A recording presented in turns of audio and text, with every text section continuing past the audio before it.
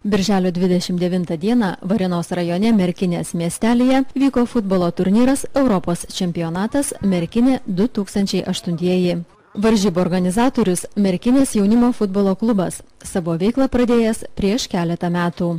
Aš manau, kad tokia idėja, ji sklando, gyvena kiekvieno vaiko širdyje, kuris nuo mažens žiūri sportą, futbolą, ar nesvarbu, ar tai krepšinis, ar futbolas būtų. Ir tiesiog vis tiek mūsų valstybė yra, kiekvienais metais yra turtingesnė ir turtingesnė. Ir šiemet atsirado iš tiesų galimybių susikviesti bendraminčius ir gavus finansavimą iš Alytaus apskrities administracijos, pasitelkiant rėmėjus iš ambasadų, būtent padaryti tokį renginį.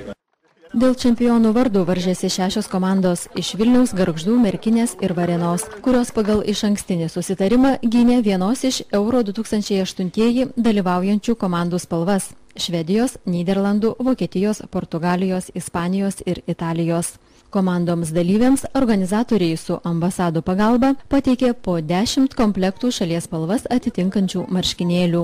Varėniškiai atstovavę Nyderlandus arba, kaip jie patys teigė, vienai dienai tapę dzūkiškais olandais, į futbolo turnyrą Europos čempionatas Merkinė 2008 atvyko turėdami vienintelį tikslą – tapti nugalėtojais. Ir jiems tai puikiai pavyko. Pasak čempionų, tokių renginių Dzūkijoje ir ne tik galėtų būti žymiai daugiau.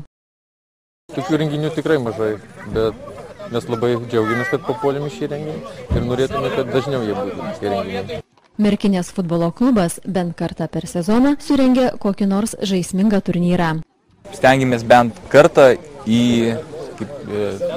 metų sezoną, bent kažkokį turnyrą padaryti, ar tai vadintųsi kokio pavasarinio kikilio, ar ten barzdos, kalėdinės turnyrą. Tokie įvairius iš tiesų nesinori daryti kažkokio, tai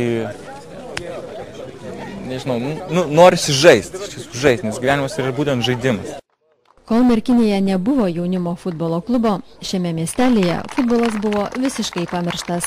Dabar situacija iš esmės pasikeitė. Klubas vienyje per 40 futbolo gerbėjų nuo 8 iki 30 metų, o įvairios organizuojamos varžybos sudomina ne tik dalyvius, bet ir visą miestelio bendruomenę.